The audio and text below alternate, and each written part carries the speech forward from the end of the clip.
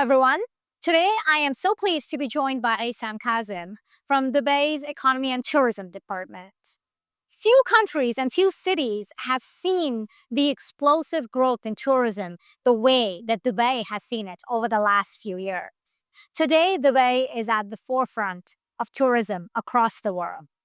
Today, Issam is going to share some of his thoughts on how that has happened and how events like ATM have helped forge the path for that.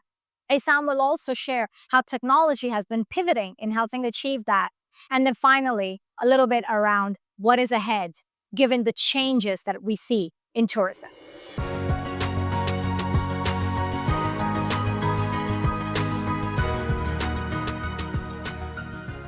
I think, look, I mean, for us, we've been blessed the fact that Dubai has become one of the most prominent destinations in the world for both leisure and business. And I think bringing the travel trade together in one place solidifies that position even more. I'm proud to say that talking to my own stakeholders who are part of our, the partners that make up the stand for us today, 125 of whom have participated today, they're telling me that the business is becoming better and better and bigger year after year. And then walking around and talking to the other stands and other cities and countries that are participating, and the sentiment is the same. It just shows you that everyone's starting to recognize that this is the place to be if you want to conduct business within the travel trade space.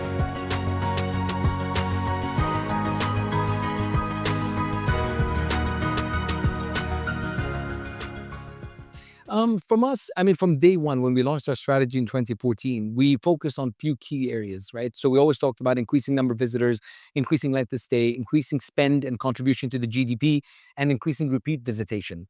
Since we merged the Departments of Economy and Tourism in 2022, we added also that we want to become the best city to work in and the best city to live in. So in a sense, we've kind of like closed the whole loop in the ecosystem today. And I think if you look at data, from day one, data-driven approach has been the backbone of Dubai's success. So what we do is we try to understand exactly where our tourists are coming from today and where there could be potential opportunities for new key source markets as well. And then making sure that we are analyzing and understanding exactly how to reach those guests and how to be able to attract them to come back to the city as well. And I think for us, it's not been a one-size-fits-all ever, right? And I think today, with the way that things are evolving, data and AI can give us a lot more at our disposal. So today, our marketing campaigns are not just to 6 or 7 traditionally strong markets. Today, we're active, literally always on, across 80 markets globally at any given time. And for us, that means that we have to be bespoke in our approach. We need to also understand how to cater to their needs depending on the time of the year, whether it's a family traveling with kids, so understanding the school break. If the parents decide to travel without the kids, so we understand what will they be looking for. If they are more about budget conscious, so we use the summer as an opportunity to create offers and present that to them. So again, to hook them in, for them to realize that Dubai actually has an amazing affordable luxury segment as well, and make them come back again for the rest of the year. So data, AI, and technology are honestly the fundamental areas that we focus on quite a bit in order to keep on evolving our own offering and our approach to communicate with the rest of the world.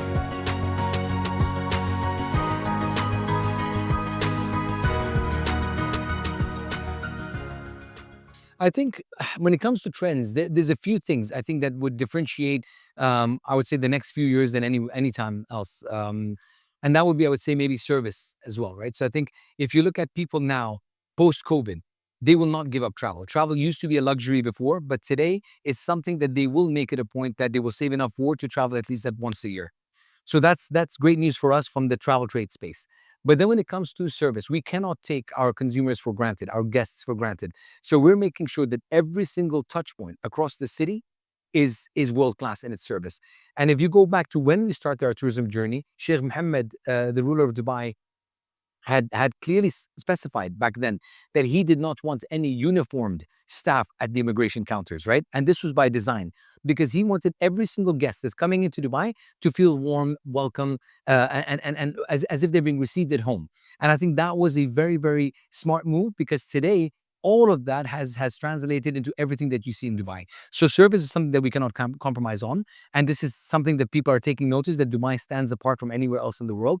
And then if you look at the trends in terms of the travel patterns itself, whether it's wellness, which is something that we're focusing on with the new Kerzner Hotel launching the Cyro product, focusing on health and well-being. We're talking about the Therma Dubai Park that has come up as well, focusing on the wellness. And watch the space. There'll be a lot more coming up from that side.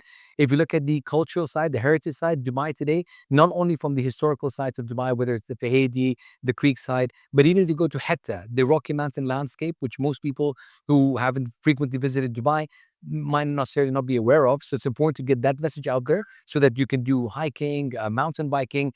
You might even have caravans that you can rent and stay with your friends or your family. And I think those kind of things that are very unique, and people want experiential travel. And Dubai has a lot to offer on that side. And one of the biggest things that has been something we've taken for granted, but for the past 4 years has become the mainstay. Dubai has now been named as the second best destination in the world when it comes to gastronomy, right?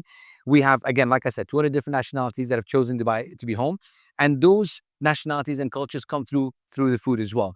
And I think it's very important for people, and I encourage them to explore the city across the board.